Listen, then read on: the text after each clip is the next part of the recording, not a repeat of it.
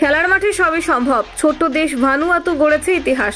রয় কৃষ্ণার ফিজিকে পরাজিত করে চলে গিয়েছে ওএফসি নেশনস কাপ ফাইনালে। ফিজির বিরুদ্ধে স্কোর লাইন 1-2। রয় কৃষ্ণা নিজে গোল না করলেও গোলের পেছনেই রেখেছেন অবদান। কিন্তু দিনটা ছিল ভানুয়াতুর।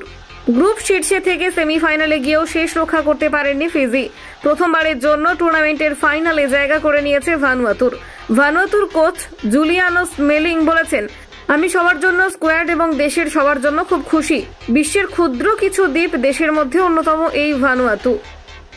অনলাইনে পাওয়া তথ্য অনুসারে দেশটির জনসংখ্যা 3 লক্ষের কিছু বেশি। সেই দেশ এখন চ্যাম্পিয়ন হওয়ার দোরগোড়ায়। ফাইনাল ম্যাচে তাদের প্রতিপক্ষ নিউজিল্যান্ড।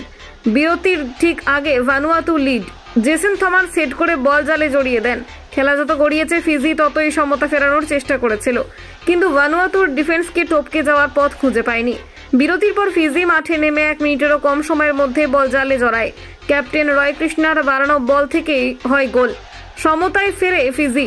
মিনিট 10 পরেই ভানুয়াতুর সঙ্গে জয়সূচক গোলটি করেন থমাস। কলকাতা 24/7.in।